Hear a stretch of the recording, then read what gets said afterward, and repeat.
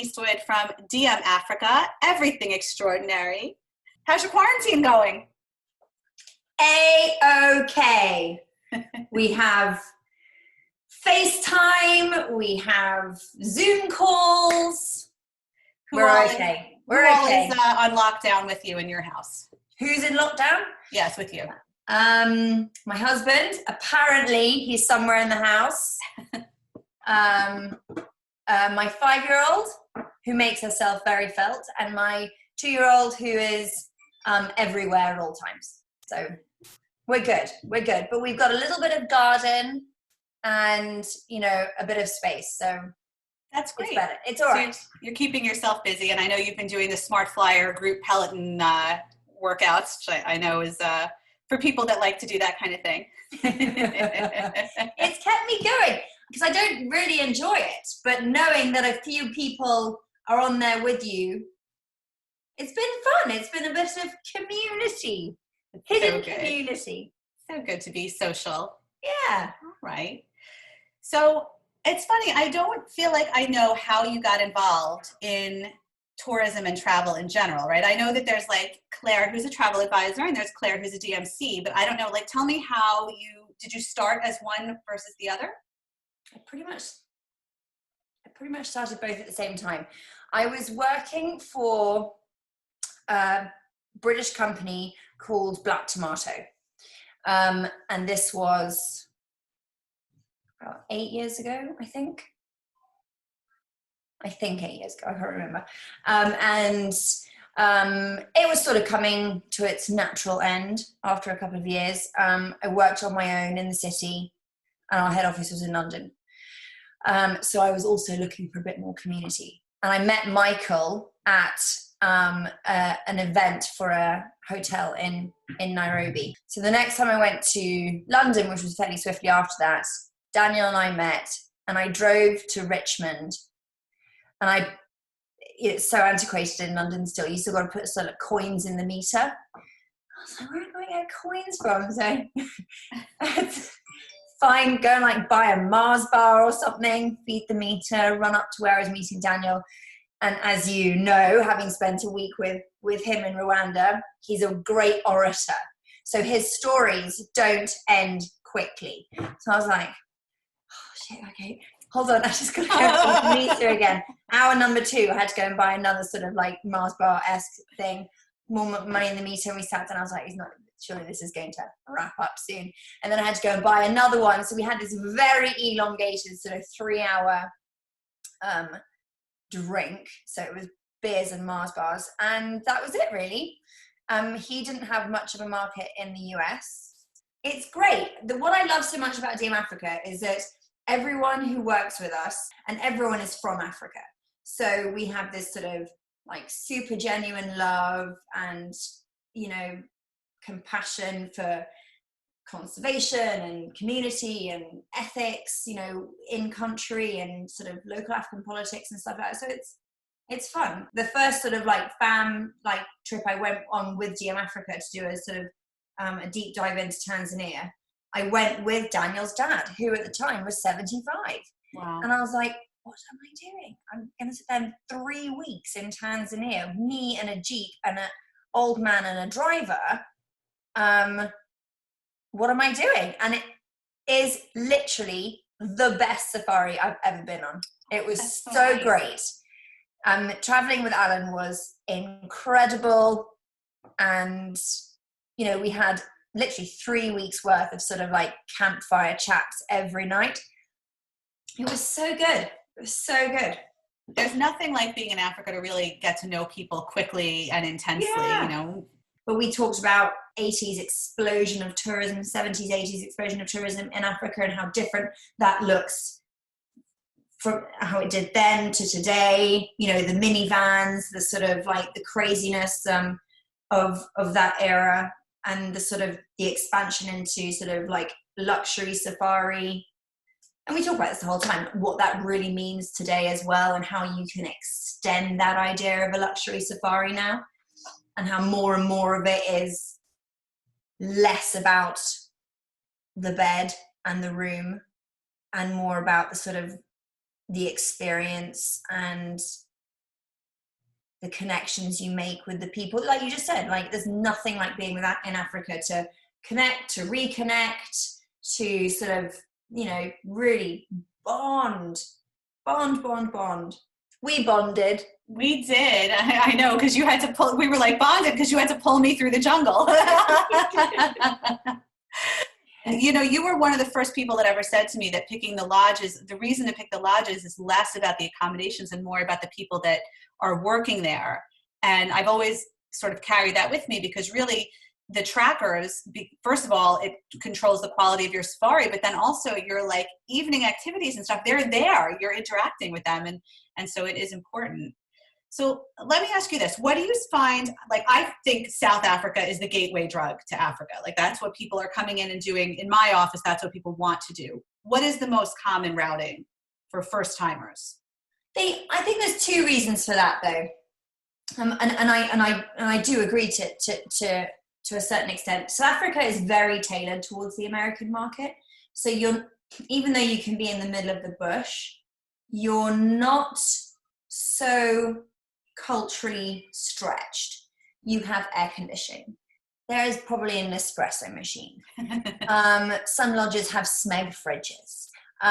You know, really highly functioning glass doors. You know, those sort of things. The bathroom, all that kind of stuff is not going to be that much of a stretch for you to sort of enjoy immediately, right? Versus sleeping in a tent, you know, or having, in some cases, you know, bucket showers where you have to literally shower in 3.5 minutes or the water runs out. People love it. It's so fun. It's piping hot water. You say, okay, thank you. And they're calling from outside the tent saying, your shower's ready. Like, cool, thanks. So you go in there, turn the tap on. You have enough time to wash your hair, get all clean, and then literally the bag outside the tent just runs dry. And that's it. Long Island girl to me is having a panic attack over this. Right. It's so fun though, but people really enjoy it. It's a, you know, that's the way people would safari back in the day, if you were lucky enough to have a bucket shower. Well, and it's good because it does stretch, all of these experiences stretch our comfort levels, and that's part of what African travel is about, I think. Exactly. So South Africa has so much product that doesn't have to stretch you that much. So you can really sort of like get into the swing of things super quickly and enjoy it. And it also has Cape Town, which is such an amazing city. Again, very high functioning from a sort of a tourism point of view. Absolutely stunning. European in feel, because you've got the waterfront and the good restaurants. And it's amazing food, amazing vineyards, great sort of modern art scene. The roads are incredible. You know, you don't feel, again, stretched to enjoy yourself. You don't feel uncomfortable. This is very familiar. This is Napa. This is, you know, a San Francisco. Everyone speaks English, more or less. It's, you know, so the combination between sort of like a quick safari, you know, 3-5 days, and Cape Town with the Winelands extension, it's not a difficult holiday to A, comprehend, or B, sort of know you're going to enjoy. It's sort of it's, as you said, it's like a sampler. And the sort of the bang for your buck is so good. There is so much else you could do as your first safari, because, you know, like we were chatting about before, sort of like those experiential moments. For a lot of kids, it's not going to be going around vineyards or looking at art museums and stuff. I mean, unless they're from New York. But do you know what I mean? It's sort of like there are other parts of the continent that the kids can be a bit wild. Yeah, well, that was going to be my follow-up question. What, like, as an advisor, when someone comes to me and they say, I want to do Africa, I want a safari, I want to have the experience, what should I tell people instead of South Africa? Because I'm very used to talking about Cape Town and Joburg and Kruger. So what, like, is it East Africa? Is it Kenya? What is another comfortable entry point? I mean, Kenya is certainly incredibly comfortable. Again, I think because so much of a challenge with Africa is just educating your clients about the whole continent, isn't it? But South Africa is people know South Africa, and similarly people know Kenya. I think they're two very easy countries to recall when you're talking about Africa. Kenya has the diversity as well of product to keep families who are looking for experiences entertained. It's not just Safari 101. It's not just being in the car. It's not just game driving. There's so much else you can do. Plus, it's got that incredibly rich cultural fabric to it that's so much part of your experience. And there are still incredibly authentic moments you can have as a family. And to not to be preachy, but real teachable moments, taking our New York kids to walk to school with some kids who maybe live in Samburu and, go to class with them for a morning, or sort of small things like that your kids will remember for the rest of their lives. And then sort of the more fun things, sort of, it could be sort of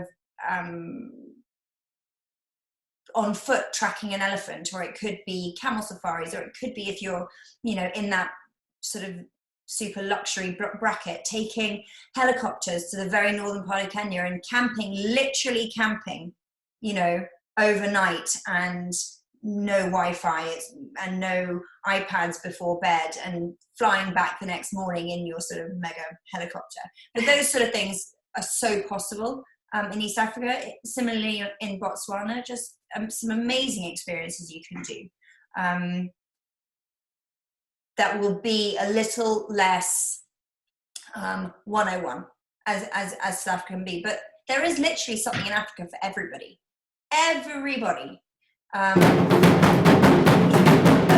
Capability wise,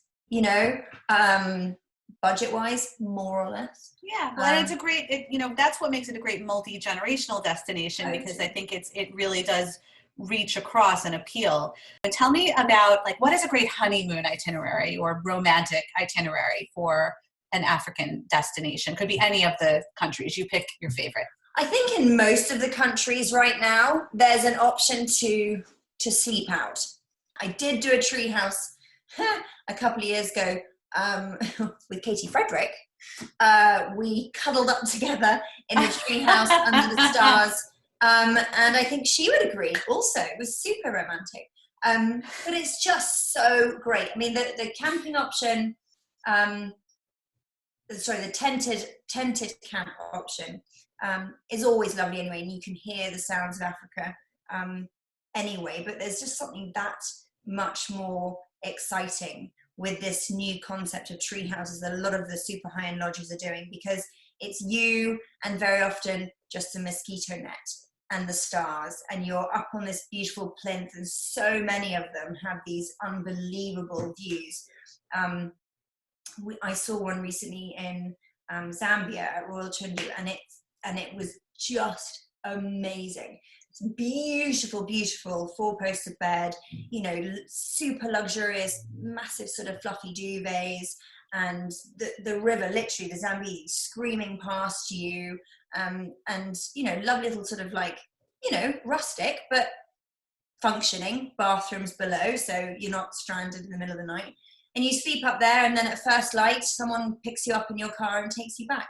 It's just great. And if you do that right after a bush dinner, the food on safari is magnificent. Absolutely. And you can be in the middle of nowhere and literally be dining like kings. And the bush dinners are, again, super romantic. And if you go from that to maybe a surprise tree house that's been set up just for you, and then suddenly you're abandoned by man and beast. Well, probably not the beasts, but I just think that's amazing. And then the next day, if we're gangbusters, you're picked up by a helicopter, and then you go somewhere else. I'm so into the helicopter thing. And you just continue this sort of exhilarating feeling that hopefully lasts the rest of your marriage. Oh my goodness, I hope so. I hope so. We did less crazy, but more magnificent. And I talk about this a lot because I hope one day I can do the same thing.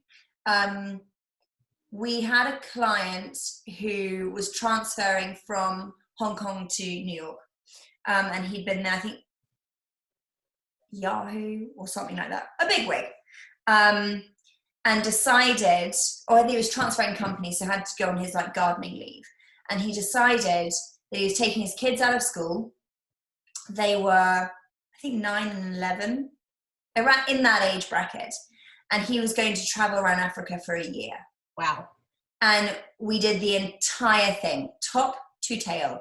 Amazing. He did Northern Africa, Morocco, Egypt, Ethiopia, Kenya, Rwanda, Tanzania, you know, and a lot of it, you know, he said, obviously he had the wherewithal to do the mega high end, but he wanted to also have these authentic experiences to bond with his family and give them memories that they would never forget.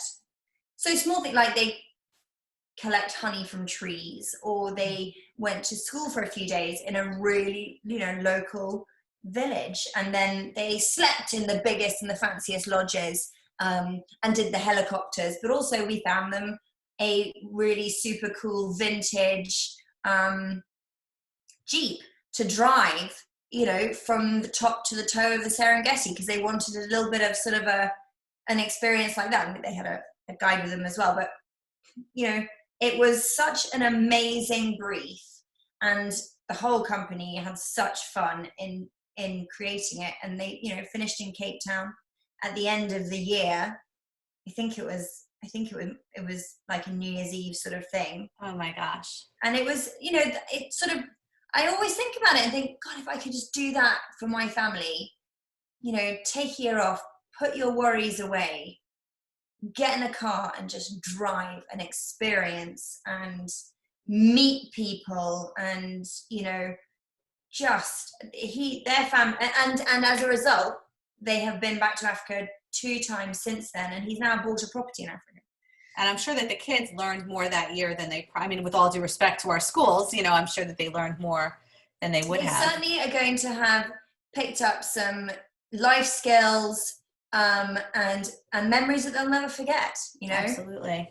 It was quite a thing. Amazing. I love that. So obviously we can't go to Africa right now, which is so sad. But like, if I wanted to recreate a very typical drink or food in my home that I could have on safari or in Africa, I know gin is a big thing. What would you say is like a typical, how can I recreate it from a food and beverage perspective in my house? Food and beverage. So I would say, I'll give you my personal, the gin and tonic is obviously a very classic because it's a sort of sundowner. But if you were in Kenya, you'd probably be served a dawa. And dawa means medicine in Swahili.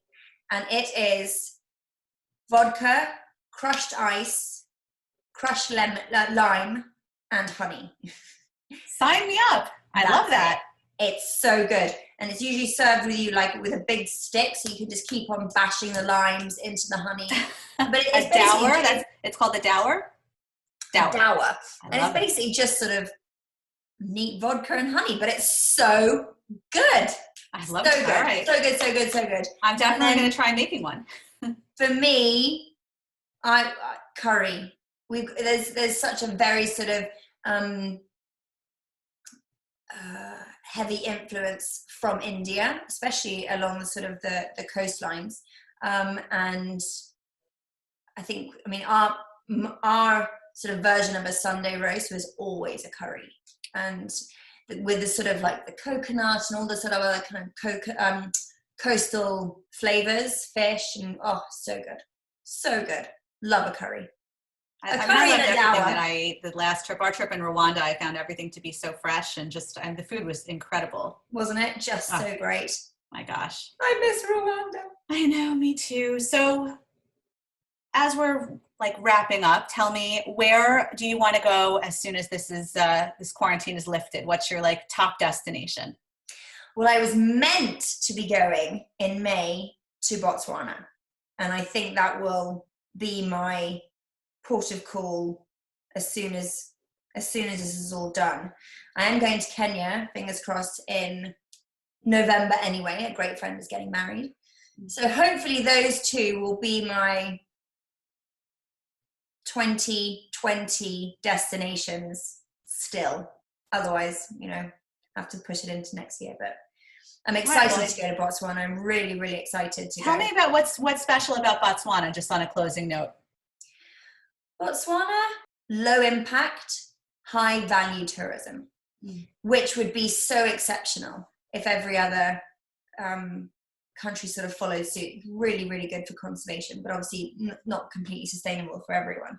So it does make it more expensive than everywhere else in Africa, but it's that much more private. It's that much more sort of like just you and the bush. And yeah, I'm excited to go. I'm excited to go. Well, I'm excited to watch your social and see the pictures of you being there. I can't wait.